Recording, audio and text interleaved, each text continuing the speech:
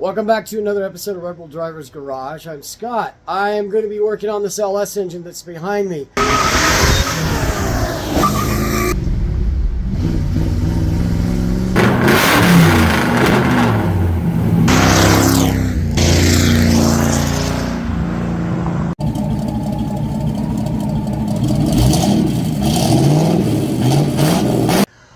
I bought this about 6 months ago. 8 months ago, or maybe here, I don't know. It's been sitting in my garage for a while. It came out of a customer's truck. He wanted to DLS his square body Chevy truck, so we put a 383 stroker in it. But he said it had a knock. But I drove the truck and it had a lifter tick, not a big one, but a lifter tick. So I bought the whole thing from him. It's a 6-liter. I think it's a 99 or 2000. I know it's a 99 or 2000 6-liter LQ4. Don't quote me on that. Because it's got iron heads on it. The only 2 years they had iron heads on LS engines for some stupid reason. Hang on, I'll show you something. Okay, when I looked at the heads, I didn't realize, oh, look, they're aluminum. Wrong, I think they're just painted silver. And then I noticed, hey, that looks like rust. So I got out a magnet, and yeah, they're iron heads. So this is a 99 or 2000. I'll have to confirm it, but the first thing I need to do is to get this mess onto an engine stand.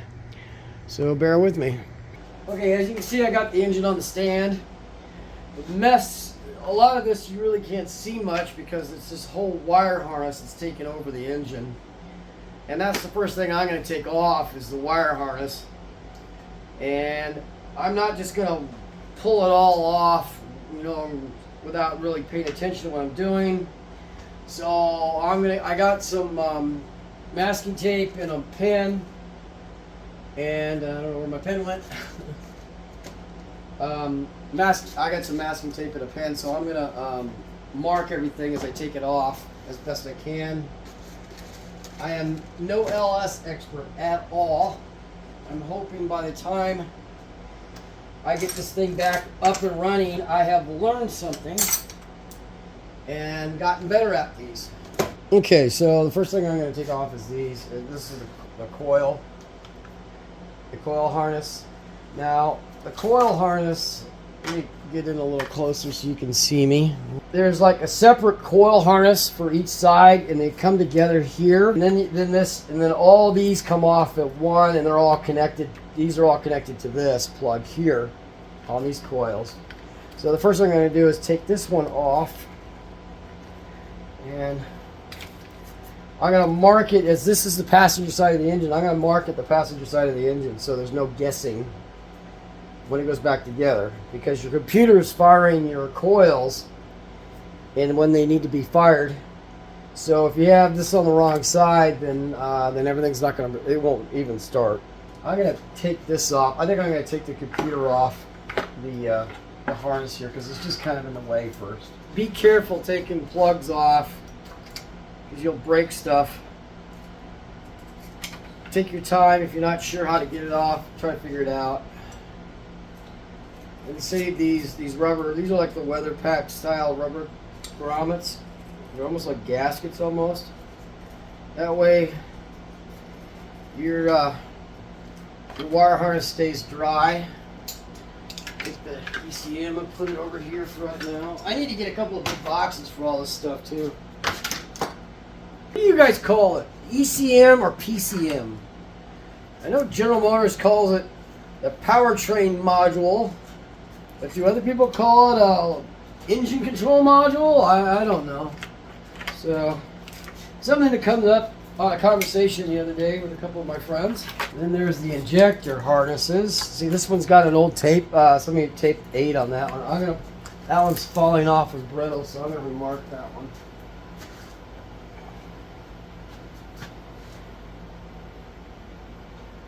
And I'm going to write injector 8. That way I know what it is, in case I'm completely lost. This one was marked as well. It says MAF, so it's mass airflow sensor, which it has a mass airflow sensor. The engine came with a cold air kit, so That looks like it's pretty good, so I'm going to leave that on there. And this one was marked at one time, which is not readable now. I'm not sure what that says.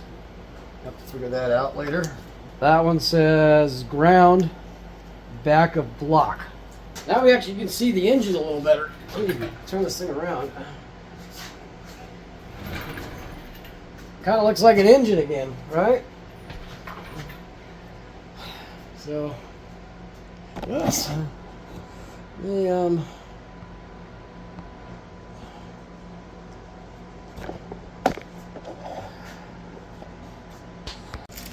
I was going to take the intake manifold off first, but I think I started with the plugs instead. You can tell a lot what's going on with the engine by the spark plugs. This one here, you can see how it's gold brown. That's a nice color. The electrode shows it could have used a little more timing, but you know, factory timings are always, you know, conservative. Since this computer was probably never tuned for anything except for maybe deleting some sensors.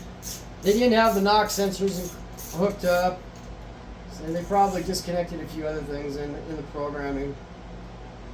Not that it matters. I don't think I'm not going to reuse that ECM anyways. So, and this spark plug is pretty good too. It's basically the same as number 1. Yeah, well, this is 2 and 4. Excuse me, 2 and 4. And then.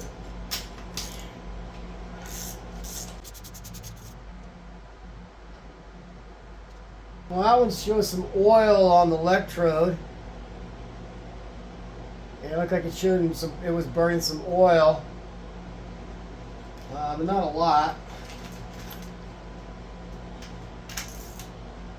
It looked like the spark was enough to burn the smoke off, so the engine might have smoked a little bit. It looks okay as well. A lot of miles on it though. Same deal. They've been on there a while. Look at the rust around the bottom around it. These have been in there, the engine, for a long time.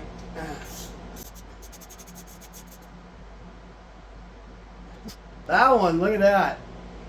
Oh, there looks like a little bit of water now. Yeah, there was a little bit of water in that sense. In that cylinder, so we're gonna have to take a look at that. That was number 3.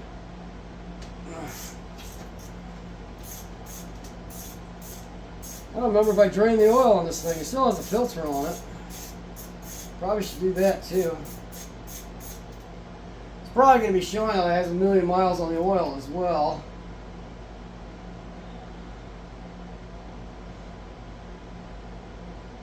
They just look like old plugs, like they got a lot of miles on them.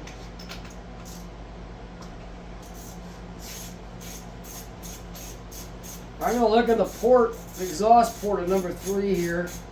See if I see anything after I get this last one out. Yeah.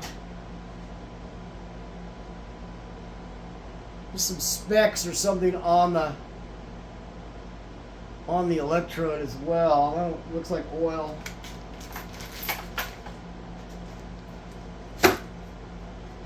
Grab the light here and see what I can see in these exhaust ports.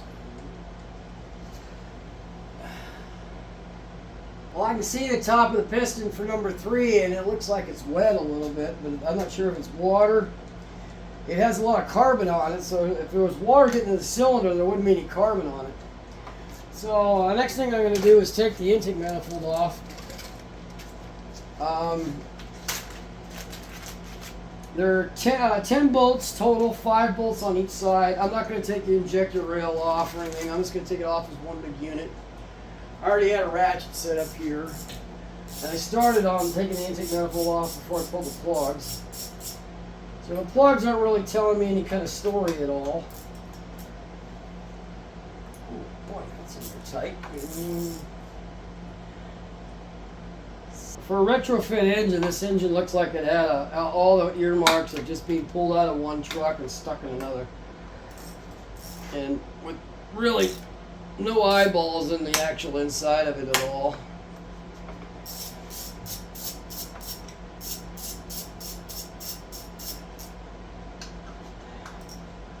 We'll find out.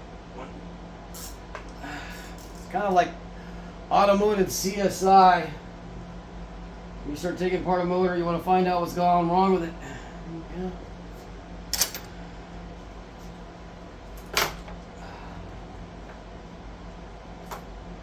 Oops. Forgot about the vacuum hoses.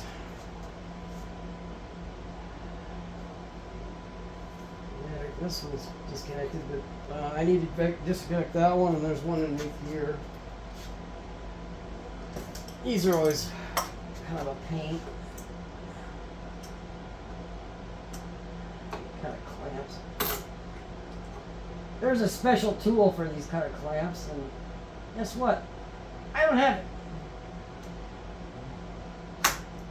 I like my two neighbors that are Harley Davidson guys. They're noisier than I am. So with my hot rods, so I don't get the ire of the rest of the residents on my street. They do.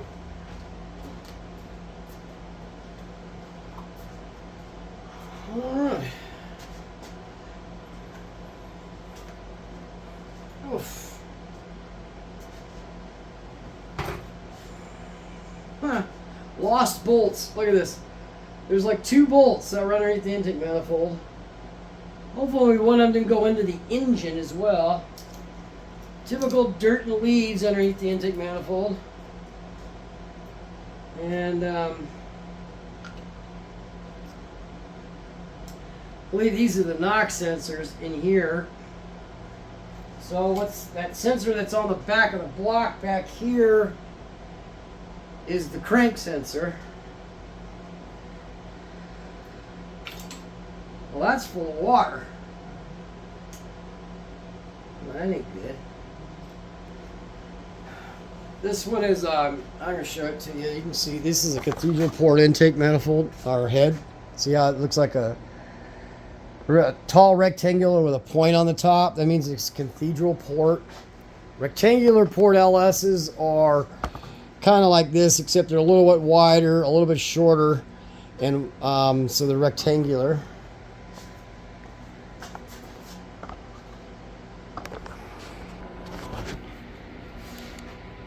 So it looks like the intake ports were had oil in them, but the valves look good. There's no oil running down the valves, so it's not valve guides.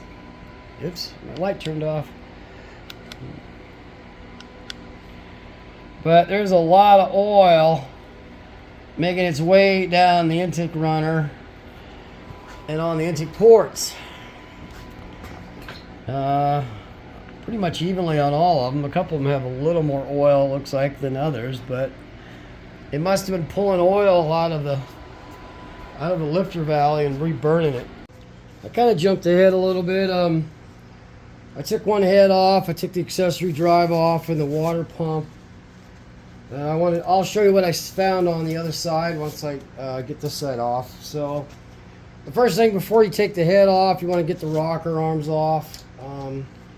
I think they're just torqued down, but these are pretty tight. That I needed a little bit extra oomph to get them loose. At least I did on the other side.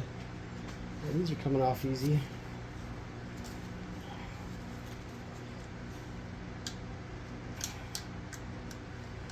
There's nothing special about these when you come to taking them apart. You just loosen these bolts until the bolt comes out, and you take the rocker right off the stand. This is the rocker stand there. And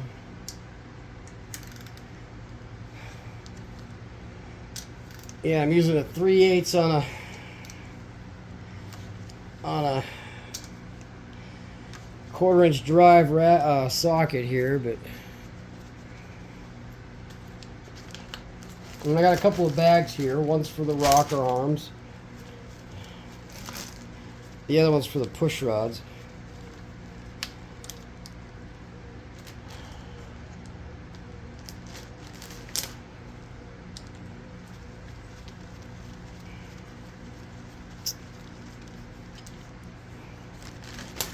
Just like that. There's no big deal. I'm not getting these out.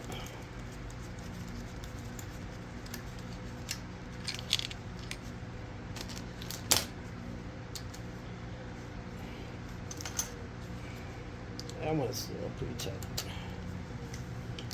Oh, that's because it's still. That one's got to open. Got the valve open. There you go.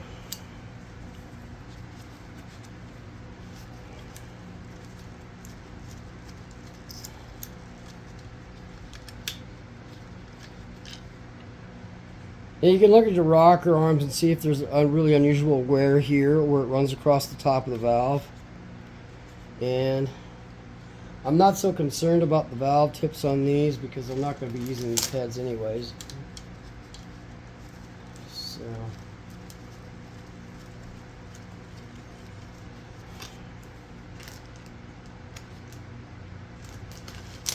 but I am going to reuse the rocker arms. I may do a trunnion upgrade on them.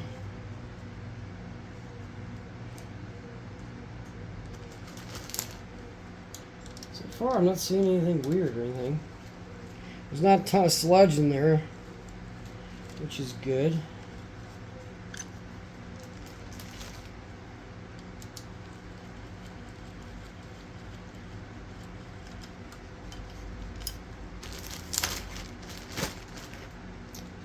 Okay, I'm going to grab, so next I'm going to take this is the rocker stand.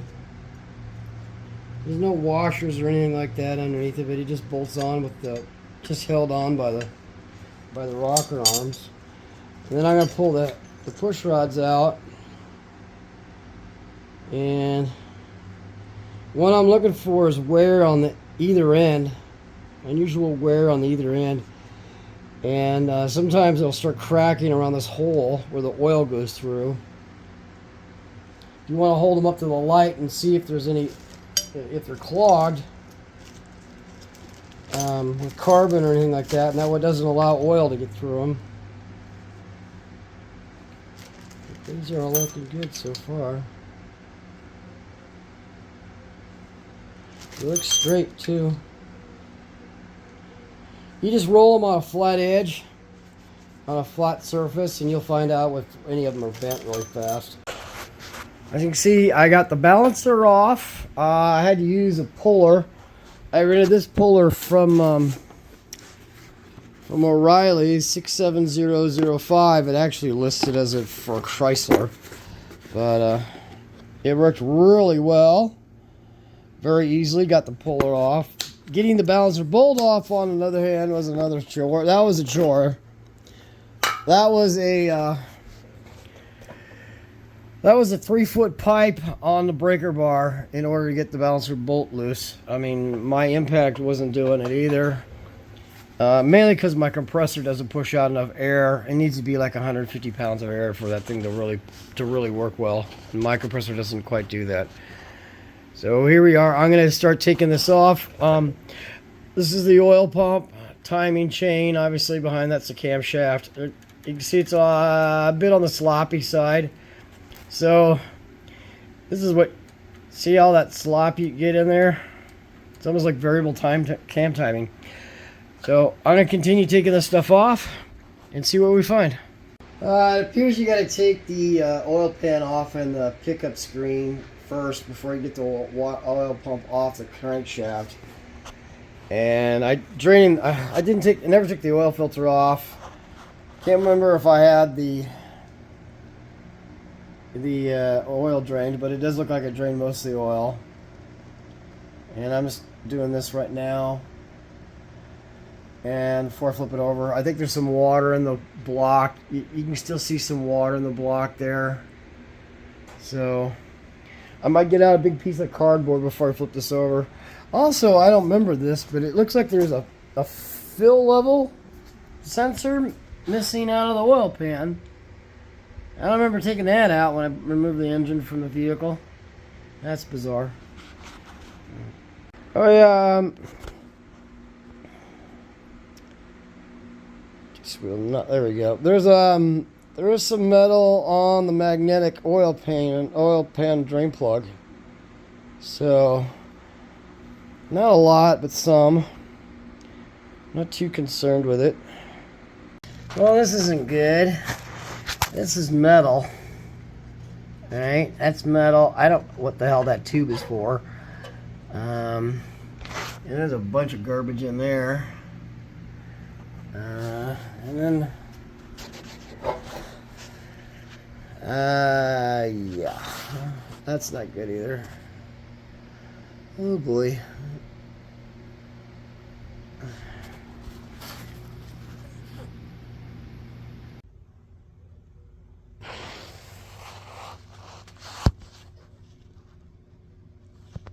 So I got all the rods and pistons out. The front four, one through 4, look okay. But 5 and 6 are not good. Though they're not bad. I mean, they're not horrible. I mean, they're not totally destroyed. But that definitely was a spun bearing. And then 7 and 8 were bad. Let me rotate the crank around. And these are bad, pretty bad. Yeah, that won't polish out. So it'll require turning in order to do that. And I'm gonna have to weigh my options on this. Right, like I said, right now I'm just doing an inspection to see what I have. And I got all the main cap bolts loose. They're these are LS engines are cross drilled. So they have main cap bolts that go in through the sides. They're not very big, but that adds strength. That's why these engines are so strong. And the main caps are kind of a machine fit, so you kind of got to smack them around a little bit to get them to come loose. Let's get the main caps off and see what the bearings look like on those. Take my pry bar to this first one here and see what we get. You can usually just kind of rock these back and forth a little bit and get them a little bit loose. Make sure that the rod bolts are not threaded in at all, and they are still. There we go.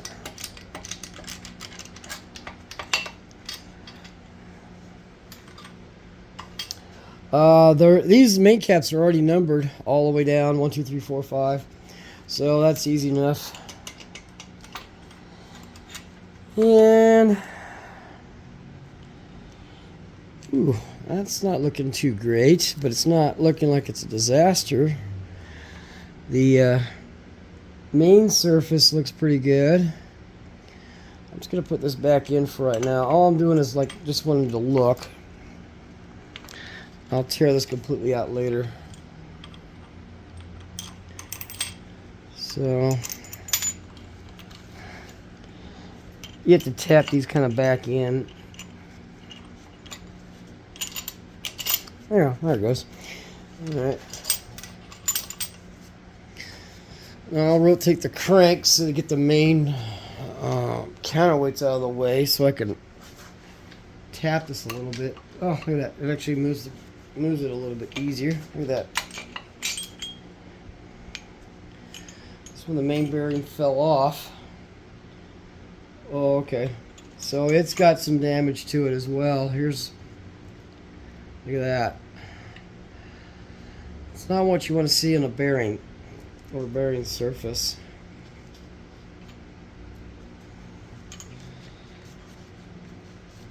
Now you may be asking why the front one looks bad and why it gets worse as it goes back, and that is it's because the oil is farther away from the pump.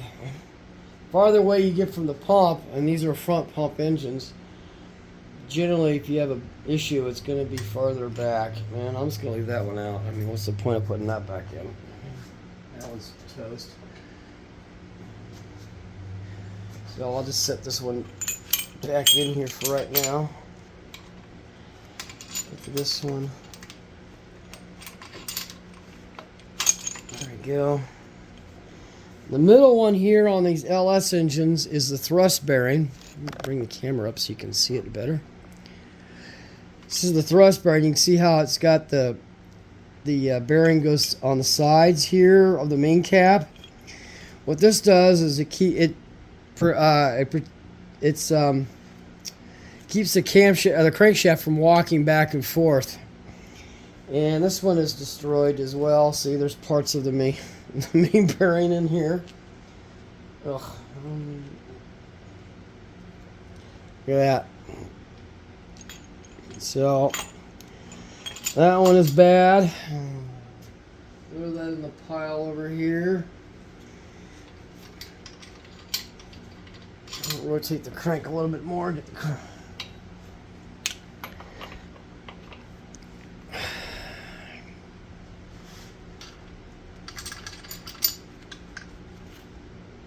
this main cap is kind of stuck. Let's see what we got here.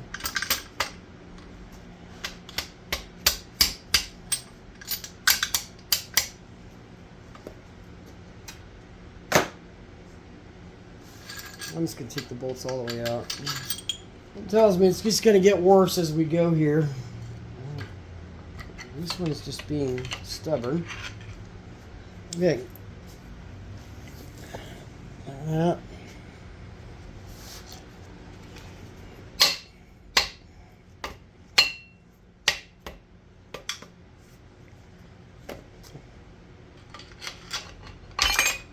we go.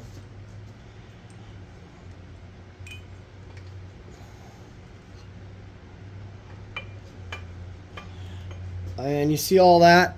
That is like what they call smearing. That's because there's metal that got in between the bearing and the surface, probably from the other bearings that are falling apart. Putting that one back in. And I'll just drop this kind of loosely in place. Just give it a good... There we go. Well, I think I'm going to stop here with this video. I kind of know what I've got for an engine. I got iron heads, which I'm going to pull the valves and the springs and such and locks and all that stuff out of it. But the castings themselves, there's no point in keeping them. They're scrap iron. They're boat anchors. I mean, sure, they got the same chambers and the same ports as the 317 heads, which are aluminum, which is great if you want to build a low compression, torquey engine. I want to build something that's going to rev a little higher than that. I got a camshaft on the way. I talked with Richard Holdner. If you don't know who he is, take a look him up. He's like a dyno king. I mean, nobody's dynoed more engines than Richard Holdner, so look him up on YouTube. And I got a cam coming from him for it. It's kind of similar to the BTR Truck Norris, but we'll see. It's a little bit bigger. And then I'm not going to pull the crankshaft out. Obviously, if you saw the video, the crank is kind of screwed up by the bearings spinning around and around and around when they're not supposed to do that. So I can either spend the money to have the crank fixed, or I can spend the money and get a different crank. I've got some friends that are telling me to get a 5.3 crank because it has a 58 tooth reluctor wheel instead of the 24 that this one has. But we're going to move from there, and then I got to locate heads, and I've been looking at a couple of different options for that. Should I go low buck, grab a set of 706s out of the salvage yard, or just grab some LS3 heads that are square port? I don't know. I haven't figured it out. I want to try to reuse the intake manifold because it's there, it's cheap, it works good. I mean, it works. It's a good intake. And keep going with that, or try, I'm not getting I'm not made of money, okay, so if there's something comes up differently, and I might change my mind, but I think I'm going to hone the block and reuse it. I think I'm going to do that. I'm just going to hone my block and reuse it. The pistons and rods look good. I mean, the rings look good too. I'm going to take them out. I'm going to re-gap the rings for boost, and we're going to continue on from there. But right now at this point, I got to collect some parts. So I got to find a crank and figure out what the crank's going to be in case I get a crank that's been turned, and get the cropper bearings. I'm going to put new bearings in it. Obviously, I think I might just reuse the rings. I might buy a new set. I don't know. We'll see what happens. The rings look fine to me, but guys use them. Sloppy mechanics have been making a lot of power with the stock rings and rods and pistons. So we're gonna see what goes from there. There's a lot of like, I don't know yet. So, but follow along with the series on the LS build. And then it's going to be going into a race car that I want to build. It's going to be a slow process with that. It's not going to be an overnight build. But I do want to get it on the track as soon as possible. But the car I got needs some work. It needs floor pans, it needs glass, and that kind of stuff. So, and then we got to get the engine and transmission and this stuff in it. So it's going to be a build for that. So yeah, thanks for watching. If you like these videos, like, subscribe, hit the notification bell, and well, thank you for watching.